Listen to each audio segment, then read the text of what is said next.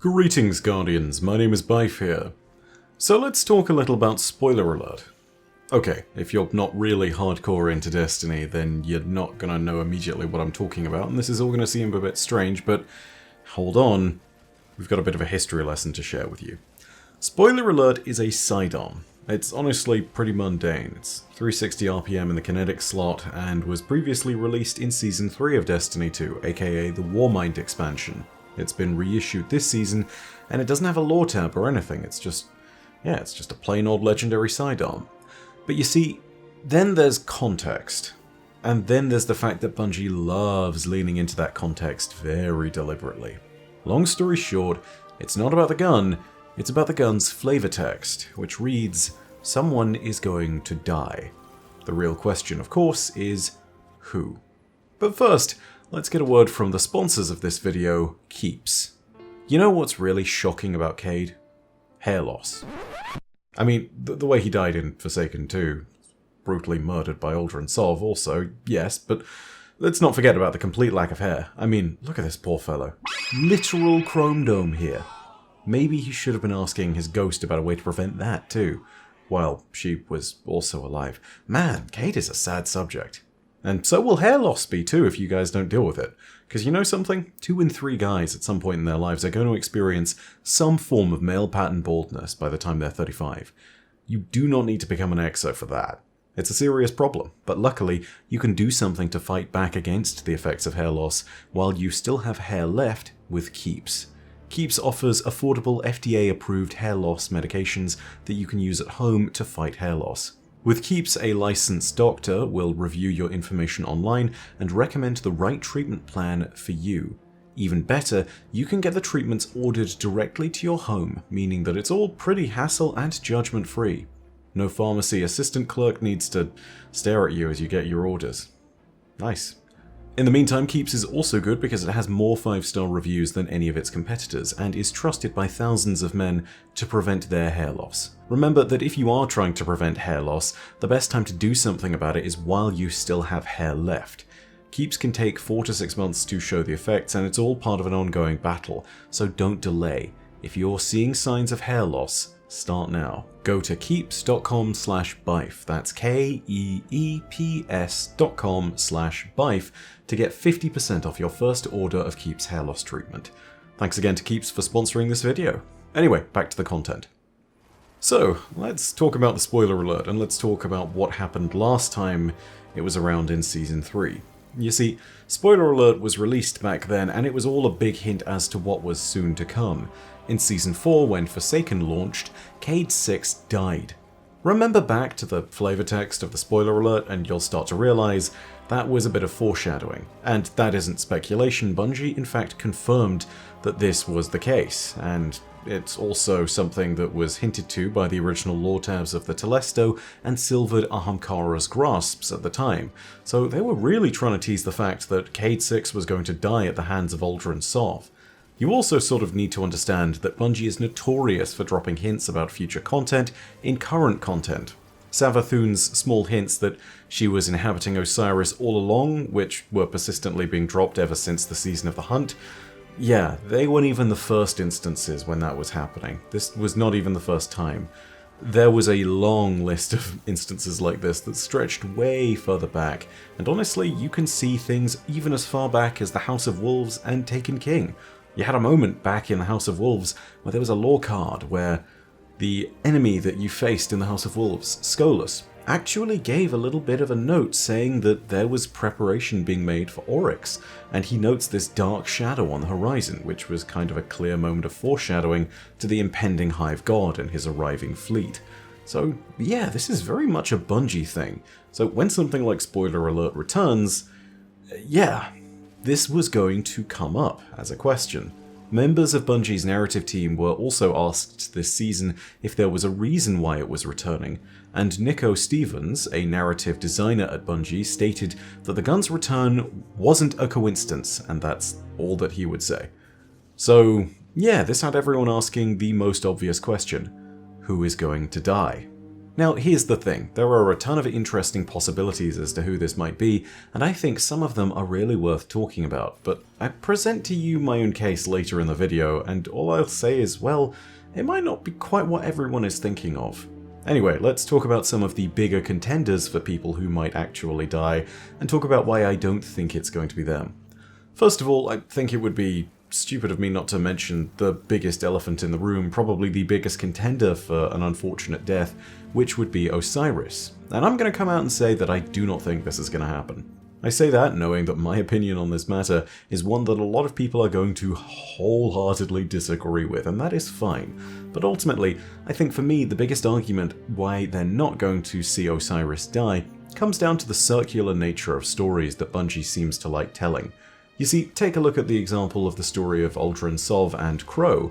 There are moments where we see narratives go full circle, and bring us to moments of character growth or resolution, and generally of moments that can be at the apex of the story. Take a look at what we saw in the beginning of Forsaken, with Uldren pointing the Ace of Spades at Cayde, supine as he was ready to die. And then go ahead and fast forward to that great moment of character development and growth where Crow showed that he was indeed truly worthy of being called a Guardian, having saved Zavala, where he took the knife that the Scion was going to try and use to stab the commander. And, well, yeah, it wasn't exactly a great experience for Crow, but in the process of losing his mask, you had that moment where Zavala was standing over Crow in the same way that Uldren had stood over Cayde. The moment itself is even portrayed deliberately with the same camera angle and the same shot, and that's not a coincidence. They did this very deliberately. That was really a circular moment for Crow and his story of becoming a Guardian, but more importantly it showed that he was a different person from Uldren Sov, and gave us context to the beliefs and convictions of his character. Similarly, I think that Osiris and Saint 14 have a sort of circular nature to their storytelling too. Saint 14 was previously dead and was saved by Osiris with our assistance, under circumstances that were almost insurmountable. Osiris literally broke time and space using the sundial in order to bring Saint 14 back. Similarly, Osiris might now be saved by Saint 14 from certain death, and this of course is also with our assistance. We're kind of one of the linchpins that's helped bring this couple together. Saint 14 isn't breaking time, but he is defying literal hive gods, and will be fighting with the intent of bringing his lover back, just as his lover brought him back. I think it's a very powerful narrative arc, and the way that Bungie tends to tell their stories means that they're probably going to follow through on it. And more importantly, I think that it helps that this arc defies expectations. I think there is this sort of expectation that Osiris is going to die because nobody expects Savathun to keep her word. And I think it's one of those moments at which Bungie is going to very deliberately defy expectations and Osiris is going to continue to live.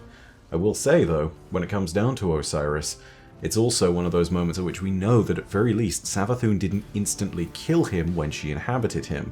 We see from the Wolftone Draw lore tab that he is at least somewhere inside his consciousness, still kind of alive, just drowned in Savathun's influence, and very much at her whims. It's a scary moment for Osiris, so not good.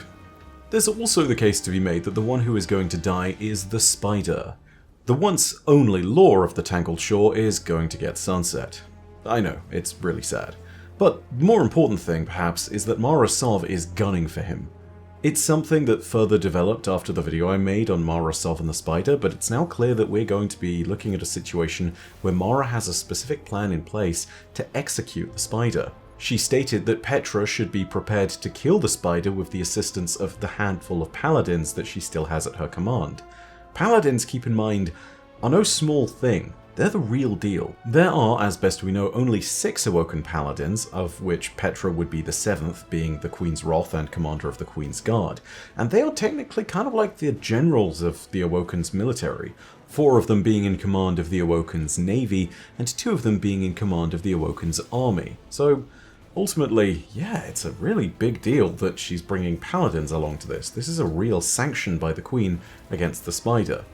So yeah, Spider's death might be prevented by the Drifter smuggling him out, but it doesn't mean that that's not going to necessarily happen. I do feel, however, that Bungie's going to keep him around because there are more stories for Spider to have told. Spider is just a fascinating character, and I think is someone that fits alongside the Drifter quite nicely.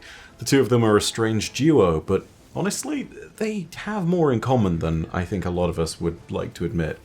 Anyway, I don't think that it's going to be Spider, much as he might be someone on Mara's hit list. He is one to watch, but again, I don't think it's going to be the case. Mara Sov herself, though, is something that I think a lot of people will look at as a potential candidate for the unfortunate death. And there again, I think it's worth saying that I get why you're saying that, but probably not. I think Mara's opposition to the Witch Queen and Xivu Arath makes her a principal target for potential unfortunate passings, and she has tangled with Hive Guards and has angered powerful forces in the world of Destiny generally. She would be an amazing target if someone was trying to assassinate someone to destabilize the Awoken generally, because the Awoken kind of all fully rely on Mara for guidance. As well guarded and as powerful as she is, she's also constantly under threat, and even recently Savathun herself was able to get under Mara's skin. I think that the story of Mara Sov doesn't end here. I don't think that at all. And even if she did die, I think that there's a chance that she survives it still. After all, she's done it before. Her throne world, Alucinaya, is still around, and even though it's been corrupted by Taken, that didn't stop Mara from working her way back to it after she was freed at the point of Oryx's death. I think Mara is a candidate, but I don't think there's any real risk of her dying permanently. So, if I don't think any of these people are going to die, who's it going to be? Well, hear me out. I think it's actually quite simple. I think Savathun is going to die. Again, hear me out. We know that Savathun has been stealing dead ghosts, and we also know that she learned the power of necromancy from Nokris.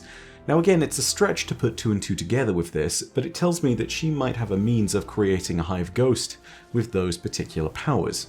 However, if Savathun does have a plan to resurrect these ghosts, then maybe it's a point that she may have a plan for one of those resurrected ghosts to, well, serve her specifically and resurrect her specifically. It sounds like the kind of devious plan that would end up working for Savathun, because she would be able to convince all her enemies of her death, and then return at a point where she's safe and buried. Well, buried in inverted commas. Moreover, I think this aligns with Witch Queen and what we know about it, which is that Savathun will undergo a metamorphosis of sorts. For one to slough away one's skin and to be risen anew is in some ways to die and be reborn. It sounds odd, but my bet is that it'll be Savathun that dies this season, and that she will be reborn. And that more than that, I actually think that the one who's going to pull the trigger is going to be Crow. Once again, there's a cyclical story there. Uldren previously was manipulated by Savathun and did all of her wishes through the whims of Riven and through ultimately allowing the Curse on the Dreaming City to occur, setting up the events of Forsaken. Killing Savathun as Crow would be sort of a cyclical revenge or a note of justice, but it'd also be a great setup for Witch Queen. Call it a bit of a crazy prediction, but I think it's already been written for us. And again, I understand that this is most certainly not going to be the top of people's lists, because it just seems too obvious. But I really do think Savathun needs to die before she can take the light. And as a result, I think the spoiler alert is actually pointing to the Witch Queen herself. Anyway, that's just my thoughts, and I'm really interested to hear your own. Who do you think is going to die? We practically know that the spoiler alert returns for some reason. What do you think is being hinted at here by Bungie? Of course, you can also leave a like if you enjoyed this video, and if you want more Destiny content, go ahead and hit subscribe and the bell next to subscribe to turn on those email notifications. But as per usual, know that your viewership is quite enough for me, and that in the meantime, my name has been My Name's Byf. Perodacia ad Astra. I'll see you, Starside.